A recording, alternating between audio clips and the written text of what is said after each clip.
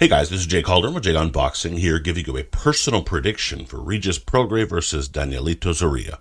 And as always, this is just my take, of course. Your predictions can be left down in the comments section below. Would love to hear them all, especially about the method to this fight. How do you think it will go? What the result will look like? Would love to hear all that down in the comments section below.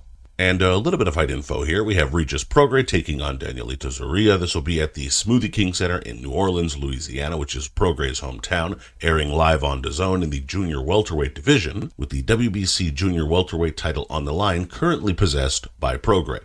All right, so is this the biggest fight in the world? No. But two things. I think it might be entertaining while it lasts, though it might not last long. In one way or another, I also think that Prograis deserves any attention someone wants to give him, because he is a very, very good fighter who does seem to go under the radar a bit. Took Prograis a while to find a promoter and then an opponent, with this being actually a replacement opponent after his initial opponent had to fall out. So after all of this, here we are. Is Zorrilla a killer or a world beater? No, not necessarily, but he's a decent fighter with some pop, and at the very least, that could come up in this particular encounter. Considering the short notice, it could be a lot worse when you think about the other kinds of replacement opponents we've seen in the past. Still, a tough climb for Zorrilla nonetheless. So, does Prograis show out in his first title defense, or will Zorrilla make the most of this opportunity and cause a massive upset? Let's break this one down. Starting with Prograis. For Prograis to win, I think you want to land the left uppercut. For starters, you throw a good one. And I always say this, but it's true. When you have that kind of shot, you need to find a way to throw it. You throw a good one, you need to throw it. That's reason enough.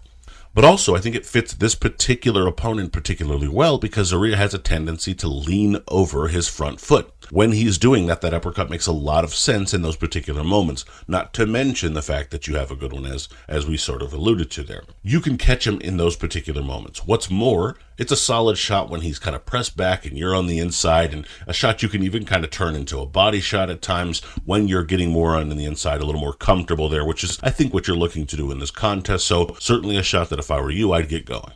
And as I sort of mentioned there, get on the inside. You have a little bit lesser reach in this fight, and I think you also are just a good inside fighter, so it makes sense to get inside and kind of use the tools you have there. You're also going to be able to let off more with your power shots without the fear of being just outside of range while he's tagging you. So when you're inside, it's a much better place for you to land some more powerful blows and also kind of keep yourself in a slightly safer distance. You also have really good movement up close, especially at the waist. You move very much like almost a James Toney at times, where you're kind of bending and twisting at the waist and not having to move your feet nearly as much. You can use this on the inside to land while he's missing, getting him more tired and just allowing for you to build up more points and put more damage on him. And finally, take him to deep waters. Zorrilla hasn't been deep.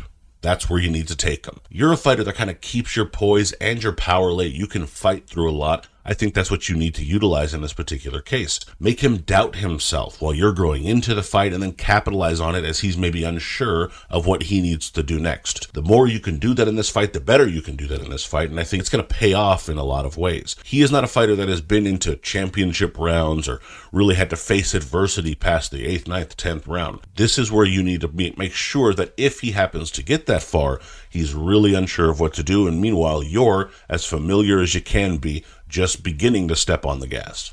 Now, switching over to Zorrilla. For Zorrilla to win, I think you need to pace yourself. As I mentioned there, you have only been past the 7th round 3 times in about 20 fights or whatever it happens to be.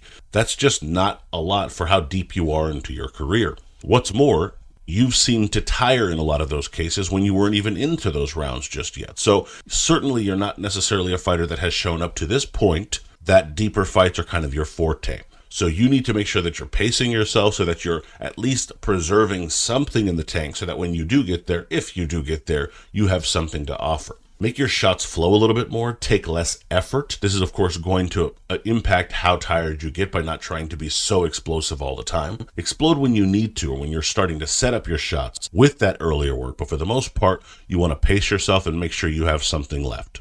I would also say get his respect early.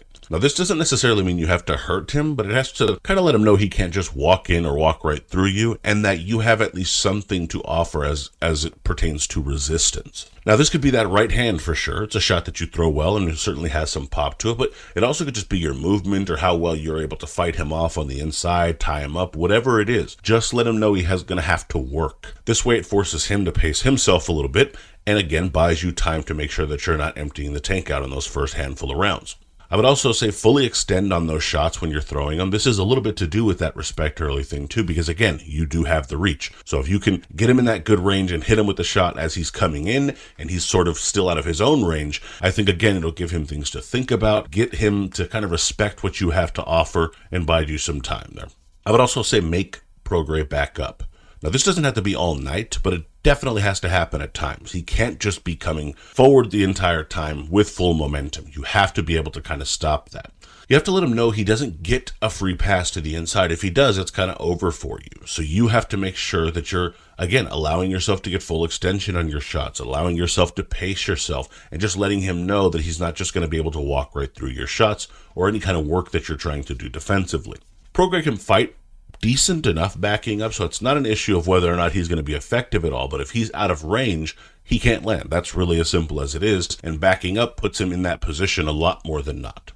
Now, in terms of my pick here, while Zorrilla could have a moment here or there, my gut is saying Regis Prograis wins comfortably. Prograis will get a feel for the fight at first, but will start to land a bit, and that left hand early will start to push Zorrilla into a shelling up position. Prograis will stalk, march forward, and use upper body movement to stay safe while he lands his power shots and continues to pack on the points. In those middle frames, Prograis will land a crushing combination after stunning Zorrilla and cause a halt to the action, possibly up against the ropes, or if Zorrilla happens to crumble to the canvas. In any event, your winner, Regis Prograis via mid-fight stoppage.